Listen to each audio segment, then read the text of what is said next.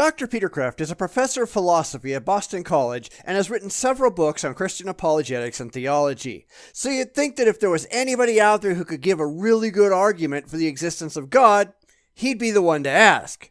And in fact, he, in partnership with Ronald K. Taselli, has proposed 20 arguments for the existence of God. Well, I can't possibly fail to look at those, can I?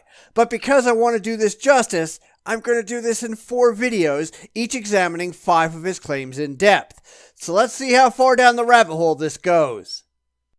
Now, before I even get started, I want to point out one thing that applies to every single one of his arguments. Absolutely none of them get anywhere remotely close to proving that the Christian God, or any specific God in that matter, actually exists. And that's the problem with every philosophical argument out there. None of them actually get you any closer to proving that any gods are actually real. At best, you get the, there might be something out there, and I'm just going to arbitrarily call it God, which is stupid. So just keep that in mind as we go through these. So let's start off with the first one, the argument from change. Effectively, this argument is that things change, and because things change, something has to cause the changes to happen. Then he goes on to simply assert that there must be something magical that causes all of these changes without ever demonstrating that his assertion is true. And that's the problem I have in general with all of these philosophical arguments, that there's nothing but spin involved. There's never a point at which he takes his assertion and then goes on to objectively demonstrate that his assertion is true. It just never happens. I mean, he uses the example of a woman who grows to be 5'2" and then asks what caused her to do so. Well, lots of things. Intake of food, the breakdown of nutrients, and the growth of cells. That causes her to grow. Both up and out, if you want to think of it that way. There's no God necessary to do any of this. It's just a bald assertion presented with no evidence whatsoever. And then he says that animals move because they have the will and desire. But when they're dead, they don't move no more. And he assumes that God causes this, which is ridiculous. It's like saying that when you combine certain chemicals that are otherwise inert, they become explosive, but only because God makes them that way. It's idiotic, but that's the kind of thinking that we're looking at here. And in the end, he just arbitrarily says, this is one of the things meant by God. Says who? I think it's one of the things meant by biology. But he doesn't like that, so he arbitrarily assigns the label God as though that means something. Why use God? Why not use unicorn? Why not leprechaun? All he's doing is saying, I don't get it, or I don't like it, therefore I'm going to call it God because it makes me feel better. What the hell's wrong with you? And I think you're going to see a lot of that. So let's move on to a second argument, the argument from efficient causality. Effectively, this is the argument of the uncaused cause, which again is never proven to be the Christian God. But a lot of these arguments fall apart for the same reason, because they assume because X, then Y, without ever proving X or Y to be true. Often it's causality and infinite regress, which they simply assert cannot happen. Therefore, their made-up imaginary friend has to be responsible, because reasons.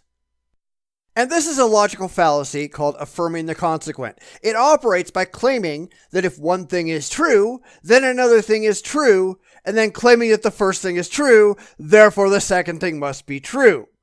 And when the original claim is simply wrong, in whole or in part, the whole thing falls apart. For example, we can say, if the Bible is true, then Jerusalem is a real city. Jerusalem is a real city, therefore the Bible is true. Well, the first statement isn't a statement of fact, it's a statement of belief. It's actually another fallacy in and of itself, often called the Spider-Man fallacy. It's so called because the argument that because New York exists, therefore Spider-Man is real, is a demonstrate of the absurdity of the position and a direct corollary of what apologists often say. To have that be a true statement, you'd have to prove that they correlate, which you cannot do.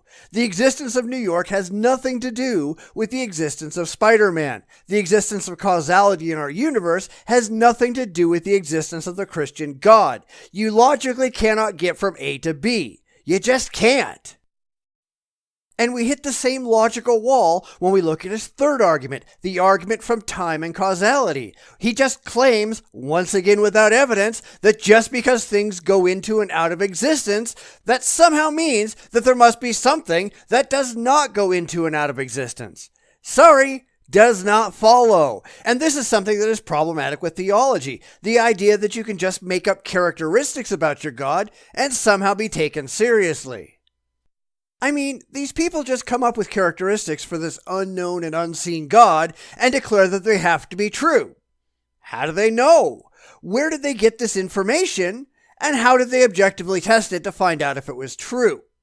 This is the way that all theologies work. They state that their gods are a certain way, and because their gods are a certain way, their beliefs are true.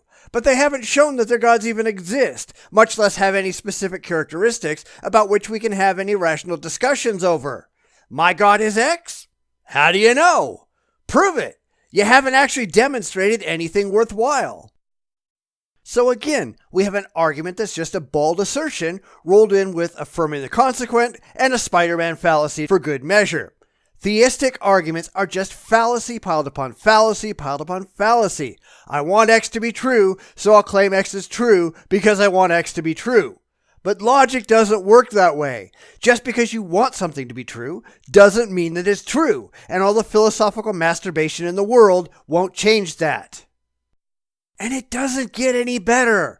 We move on to his fourth argument, the argument from degrees of perfection, and we see the exact same pattern. He arbitrarily asserts that we cannot have any view of perfection unless there's one ultimate standard of perfection. He arbitrarily asserts that standard of perfection must be his God, and then he attacks anyone who points out the absurdity of it all by saying, just asking if this is ridiculous proves it's not.